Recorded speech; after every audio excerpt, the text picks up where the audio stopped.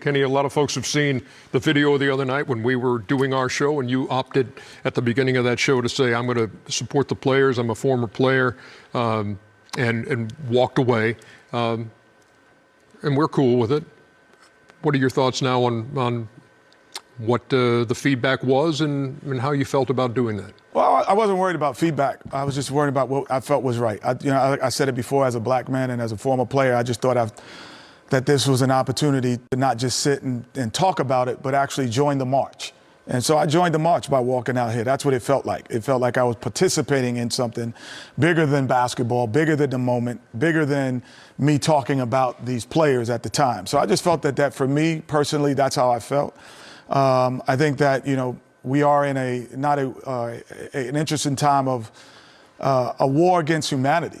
It's, it's not just racism, it's a war against humanity, because if the things that were happening to anyone, we would all look at that consumption, production, or distribution of that hate that we're seeing spewed upon African Americans. If we saw that across the board against anything, we would all be, flabbergasted. And I think that as an African American man, as a black man, I understand that, and I've seen it too many times where I just continue to talk about it. So, and I think it was important to take action.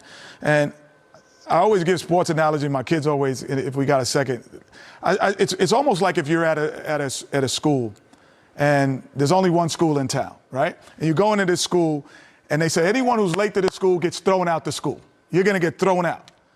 And then you realize that there's a group of kids that's always late, and you go, well, we're going to throw you out the school. But then you do your research and you go, oh, well, wow, that bus doesn't leave on time for them to be there. You know what? They don't have Wi-Fi in their area to even tell them that these are the systematic things that we're talking about.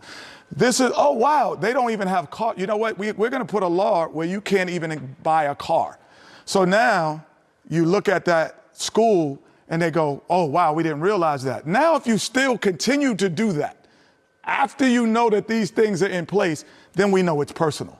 And it's not about everyone. It's a collective movement to get that group. And the last thing about that is, then when that bus goes by and at times someone wants to throw a rock at it, you go, why are you upset? That's why you're upset. Good to have you back with us tonight. Good to have NBA games back. And we'll be back with more in just a minute.